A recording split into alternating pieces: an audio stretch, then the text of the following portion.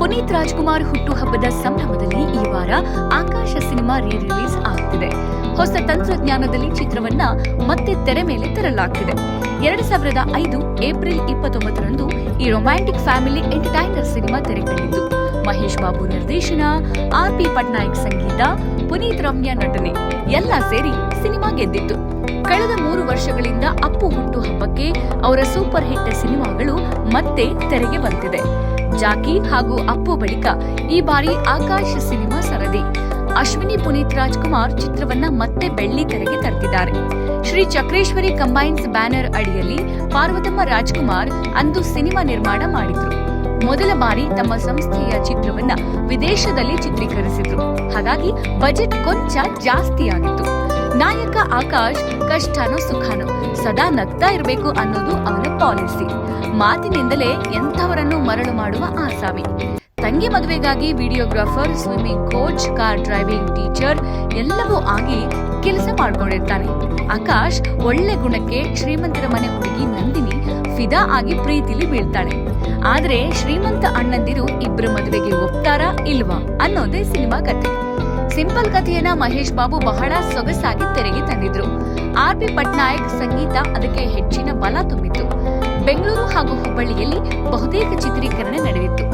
2 songs ಮಾತ್ರ ವಿದೇಶದಲ್ಲಿ ಸೆರೆ ಹಿಡಿಯಲಾಗಿತ್ತು. ಇದೇ ಕಾರಣಕ್ಕೆ ಬಜೆಟ್ 1 ಪಟ್ಟು ಜಾಸ್ತಿಯಾಗಿತ್ತು. ಕರ್ನಾಟಕದಲ್ಲಿ ನಡೆದ ಸಿನಿಮಾ ಚಿತ್ರೀಕರಣಕ್ಕೆ 90 ಲಕ್ಷ ರೂಪಾಯಿವರೆಗೆ ಖರ್ಚಾಗಿತ್ತು. ಆದರೆ ವಿದೇಶದ ಚಿತ್ರೀಕರಣಕ್ಕೆ 90 ಲಕ್ಷ ರೂಪಾಯಿ ಖರ್ಚು ಮಾಡುವಂತಾಗಿತ್ತು. ಒಟ್ಟಾರೆ 2 ಕೋಟಿ ರೂಪಾಯಿ ವೆಚ್ಚದಲ್ಲಿ ಆಕಾಶ ಸಿನಿಮಾ ನಿರ್ಮಾಣವಾಗಿತ್ತು. ಆವತ್ತಿನ ಕಾಲಕ್ಕೆ 2 ಕೋಟಿ ರೂಪಾಯಿ ಅನ್ನೋದು ಕನ್ನಡದಲ್ಲಿ ದೊಡ್ಡ ಬಜೆಟ್. ಶತದಿನೋತ್ಸವ ಆಚರಿಸಿದ ಸಿನಿಮಾ 10 ಕೋಟಿ ರೂಪಾಯಿವರೆಗೆ ಬಿಸಿನೆಸ್ ಮಾಡಿತು. ಮೊದಲ 3 ವಾರಕ್ಕೆ 2 ಕೋಟಿ ರೂಪಾಯಿ ಕಲೆಕ್ಷನ್ ಮಾಡಿದ್ದಾಗಿ ವರದಿಯೂ ಆಗಿತ್ತು. ಅಲ್ಲಿವರೆಗೆ ಡಾಕ್ಟರ್ ರಾಜ್ಕುಮಾರ್ ಸಂಸ್ಥೆಯಲ್ಲಿ ನಿರ್ಮಾಣವಾಗಿದ್ದ ಎಲ್ಲಾ ಸಿನಿಮಾಗಳ ಗಳಿಕೆಯನ್ನು ಆಕಾಶ್ ಮೀರಿಸಿತ್ತು.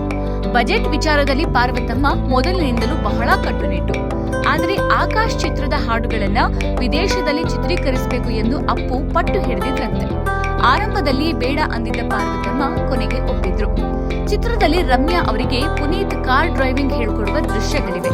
ಅಭಿಮಾನಿಯೊಬ್ಬರು ಪ್ರೀತಿಯಿಂದ ಮಾರುತಿ ಕಾರನ್ನ ಚಿತ್ರೀಕರಣಕ್ಕಾಗಿ ಕೊಟ್ಟಿದ್ರಂತೆ.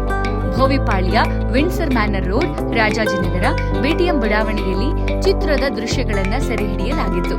35 ಚಿತ್ರಮಂದಿರಗಳಲ್ಲಿ ಆಕಾಶ ಸಿನಿಮಾ ತೆರೆ ಕಂಡಿತ್ತು. 20ಕ್ಕೂ ಅಧಿಕ ಕಡೆಗಳಲ್ಲಿ 100 ದಿನ ಆಚರಿಸಿಕೊಂಡಿತ್ತು. ಶತದಿನೋತ್ಸವ ಕಾರ್ಯಕ್ರಮಕ್ಕೆ ತೆಲುಗು ನಟ ಚಿರಂಜೀವಿ ಮುಖ್ಯ ಅತಿಥಿಯಾಗಿ ಆಗಮಿಸಿದ್ರು. ಕಾರ್ ಚೇಸಿಂಗ್ ದೃಶ್ಯದ ಚಿತ್ರೀಕರಣದ ವೇಳೆ ಪುನೀತ್ ಕಾಲಿಗೆ ಪೆಟ್ಟಾಗಿತ್ತು. ಕೆಜಿ ರಸ್ತೆಯ ಮೇನಕಾ ಚಿತ್ರಮಂದಿರದಲ್ಲಿ ತೆರೆ ಕಂಡಿದ್ದ ಆಕಾಶ್ ಚಿತ್ರದ 48 ಶೋಗಳು ಹೌಸ್ಫುಲ್ ಆಗಿ ದಾಖಲೆ ಬರೆದಿತ್ತು. ಒಟ್ಟಾರೆ ಈ ವಾರ ಸಿನಿಮಾ ಮತ್ತೆ ತೆರೆಗೆ ಬರ್ತಿರೋದು ಅಭಿಮಾನಿಗಳ ಸಂತಸಕ್ಕೆ ಕಾರಣವಾಗಿದೆ. ಮತ್ತೊಂದೆಡೆ ಎಲ್ಲ ಅಭಿಮಾನಿಗಳು ಹರ್ಷೋದ್ಗಾರ ಆಚರಣೆ ಮಾಡ್ತಿದ್ದಾರೆ. ಅಪ್ಪು ಫ್ಯಾನ್ಸ್ಗಳಿಗೆ ಅಪ್ಪು ಅವರ ಜೊತೆ ಇಲ್ಲ ಅನ್ನೋ ನೋವಿಗಿಂತ ಅಪ್ಪು ಸಿನಿಮಾಗಳು ಆಗಾಗ ರಿಲೀಸ್ ಆಗ್ತಿವೆ ಅನ್ನೋ ಖುಷಿನೇ ನೋಡೋಕೆ ಚಂದ. ಹೇಳಿ ಕೇಳಿ ಅಪ್ಪು ಫ್ಯಾನ್ಸ್ ಅಂದ್ರೆ ಸ್ವಲ್ಪ ಮುದ್ದು ಸಿಹಿ ಜಾಸ್ತಿನೇ ಬಿಡಿ.